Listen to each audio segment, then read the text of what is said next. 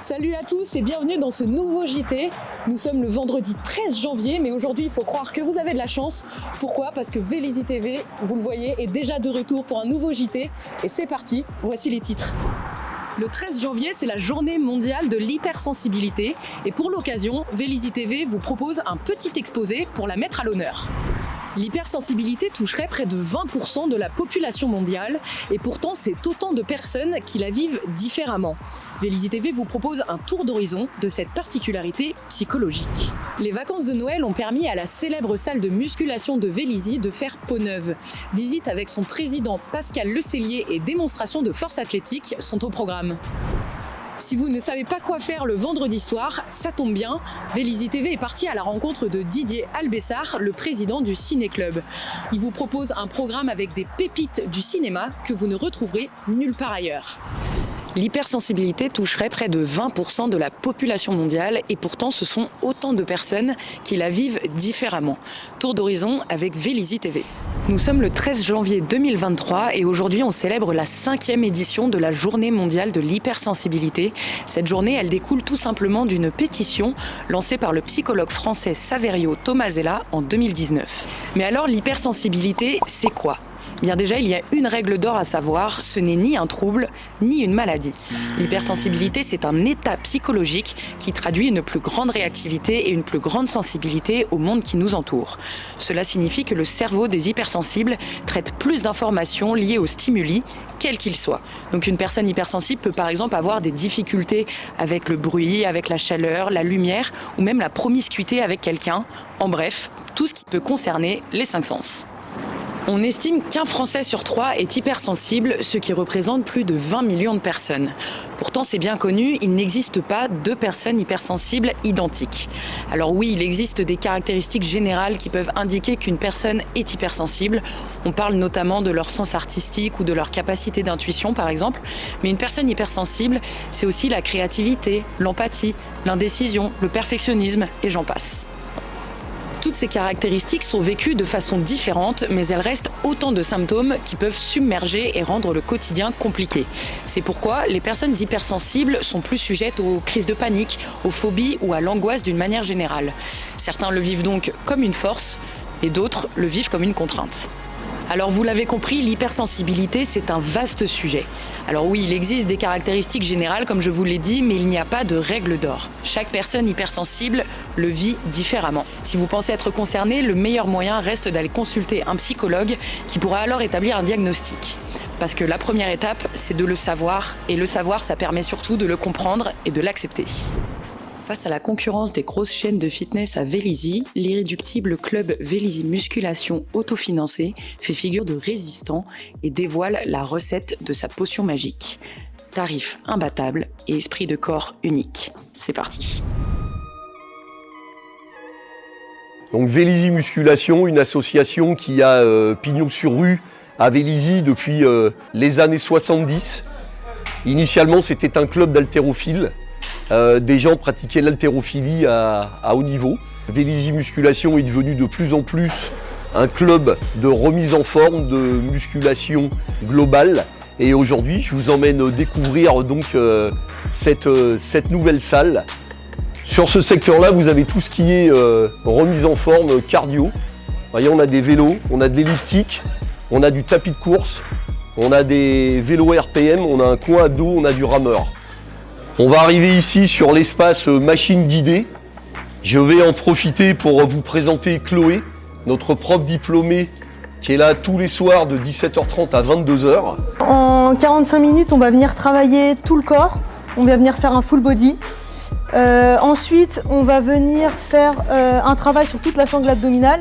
Donc les abdominaux, les obliques et les lombaires. Et là, on arrive sur tout ce qui est haltère libre. Avec des bancs plats, bancs inclinés, d'accord. Ici, on travaille les bras, on a tout ce qui est guidé et non guidé dans cette salle, d'accord. Il y en a vraiment pour tout et pour tout le monde. La boucle est bouclée, on arrive dans l'espace force athlétique. La particularité de cette salle, c'est qu'elle offre à ses compétiteurs et ceux qui veulent s'initier à la compétition un espace dédié hélico. Hélico, ce sont des poids et des barres validé par l'IPF, l'International Powerlifting, fédération internationale. Et il y a très peu de salles qui proposent ce genre de matériel. Oui, par exemple, moi je viens ici, je fais 40 km. J'habite à Fontenay-sous-Bois dans 94. Et à cause de ces matos et à cause de Pascal, meilleur président du club. Et tu as senti que tu t'étais développé depuis que tu es là? Ouais, bah j'ai pris 10 kilos quoi. C'est Pascal qui m'a entraîné pendant 3-4 ans et puis voilà, on a fait quelques compétitions ensemble. Allez, tu l'as? Voilà. Hervé, Pareil, au lieu de rester Vélisien. devant la télé, voilà, au lieu de rester devant la télé, je viens ici. Tout le monde se connaît, bonjour, bonsoir et tout va bien, on garde la forme. L'ambiance familiale, des vrais athlètes, du vrai sport. Le problème des grosses salles de musculation classiques, c'est qu'on se retrouve souvent à tourner à 4, 5 personnes, voire 6 personnes sur la même machine le soir, sur les heures de pointe. Ici, on a l'avantage, on a un nombre assez restreint et on s'arrange toujours entre nous sans souci. On a du Matrix par exemple et du Eleco pour les poids et les barres, ce qui représente des frais assez énormes par rapport à ce qu'on paye. et au fil des années, on est arrivé à faire de la compétition au club de Vélizy. La force athlétique, qu'est-ce que c'est? C'est un cumul de 3 mouvements. Akraman va nous faire une démonstration de ce qu'est un squat. Voilà. Voilà, Akraman, il va sortir la barre, il fait 2 pas de recul, il lève la tête, il attend les ordres de l'arbitre. Squat. Rack. Voilà. Voilà ce qu'est qu'un squat. Donc évidemment, on annonce sa barre et on monte. On a trois passages à faire. Donc l'idée, c'est pas de se louper et c'est de réussir la plus grosse barre qu'on peut le jour J. On va maintenant parler du deuxième mouvement qui est le développé couché. Donc le développé couché, qu'est-ce que c'est? On est allongé sur un banc, omoplate collé au banc, pied à plat sur le sol. On ne doit pas décoller les fesses, on ne doit pas décoller la tête, on ne doit pas bouger les pieds. Les bras sont tendus à la sortie de barre. La barre vient se poser sur la poitrine. On attend 1 seconde et demie. Au top de l'arbitre, on remonte la charge, on tend les bras et on verrouille la barre au rack de l'arbitre. On va vous faire une démonstration. Hop. Sans la barre, je me sors du champ.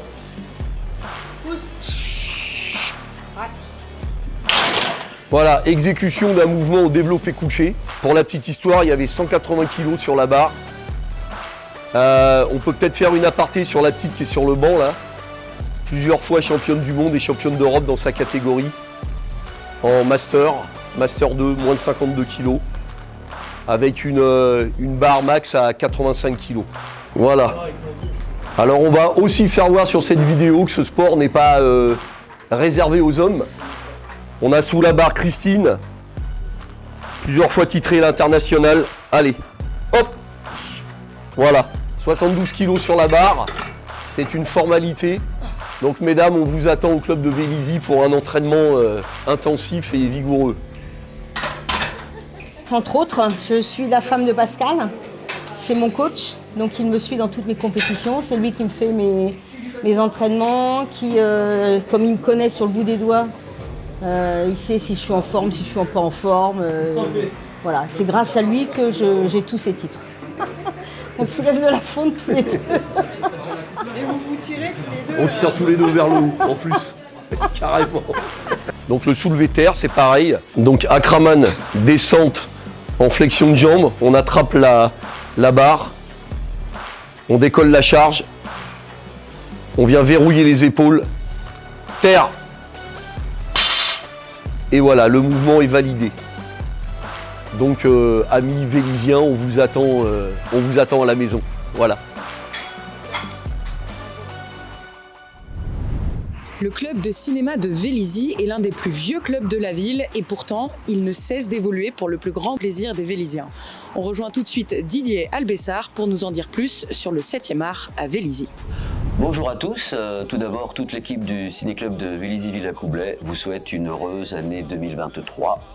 Et nous allons commencer à nous retrouver, je l'espère nombreux, à partir de vendredi prochain, vendredi 13 janvier, au centre Maurice Ravel, à 21h. Et le premier film s'intitule Un coup de maître, un film argentin de Monsieur Gaston Duprat. Alors pourquoi le choix de ce film? Parce que c'est un film drôle, c'est une comédie et pour commencer l'année, je me disais que c'était bien de commencer par un film assez léger, mais il peut rappeler un petit peu les comédies italiennes réussies des années 70 car Gaston Duprat est un spécialiste de la satire. On avait présenté il y a 2 ans et demi Citoyen d'honneur, qui est une petite merveille de satire, et cette fois-ci il s'attaque un peu au monde de la culture, plus précisément des galeries, des peintres, et c'est assez caustique, c'est excellemment joué, et je pense qu'on va passer durant 1h40 un excellent moment.